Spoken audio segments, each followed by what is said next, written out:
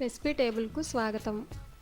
ఈరోజు క్యాబేజ్ టమాటా పచ్చడి ఎలా తయారు చేయాలో చూద్దాం. ఈ క్యాబేజ్ పచ్చడి ఇడ్లీలోకి, దోశలోకి చాలా టేస్టీగా ఉంటుంది. అలాగే వేడివేడి రైస్లోకి కూడా బాగుంటుంది.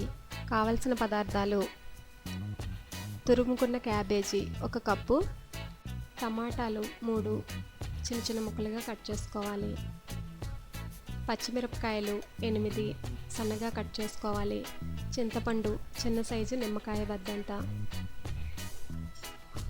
వెల్లుల్లి రెమ్మలు 6, కరివేపాకు, ఆవాలు 1/2 టేబుల్ స్పూన్, జీలకర్ర 1/6 టేబుల్ స్పూన్, ఎండుమిరపకాయలు 2, చాప్ చేసుకున్న అల్లం 1 ఇంచు, సాయి మినపప్పు 1/6 టేబుల్ స్పూన్, ఉప్పు రుచికి సరిపడినంత,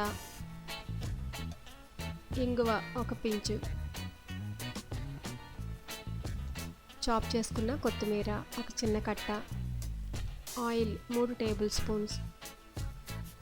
ముందుగా ఎలా ప్రిపేర్ చేసుకోవాలో చూద్దాం.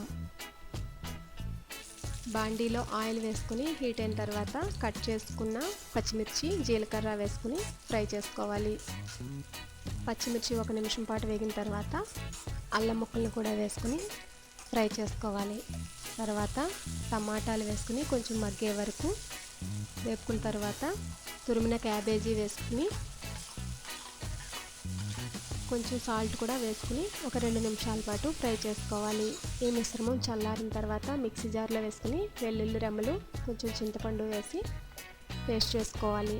ఇప్పుడు ఈ పేస్ట్ చేసుకున్న మిశ్రమాన్ని తాలింపు ఎలా పెట్టుకోవాలో చూద్దాం. ఒక బాండీలో ఆయిల్ వేసి ఆయిల్ హీట్ అయిన తర్వాత ఆవాలు, జీలకర్ర, కరివేపాకు, సాయి మినపప్పు, ఇంగువ, ఎండుమిర్చి వీటన్నిటిని వేసి చివరగా కొంచెం కొత్తిమీరను కూడా వేసుకుని ఫ్రై చేసిన తర్వాత పేస్ట్ చేసుకుని పచ్చడిని కూడా తాలింపులో వేసుకోవాలి. వెంటనే స్టవ్ ఆఫ్ చేసుకోండి. ఈ పచ్చడి దోశల్లోకి, ఇడ్లీలోకి, అలాగే వేడివేడి అన్నంలోకి చాలా టేస్టీగా ఉంటుంది. మీరు కూడా ట్రై చేయండి. అలాగే మీ ఫీడ్బ్యాక్ను నాకు పంపించండి. మరిన్ని రుచుల కోసం రెసిపీ టేబుల్ను సబ్స్క్రైబ్ కాగలరు. ధన్యవాదములు.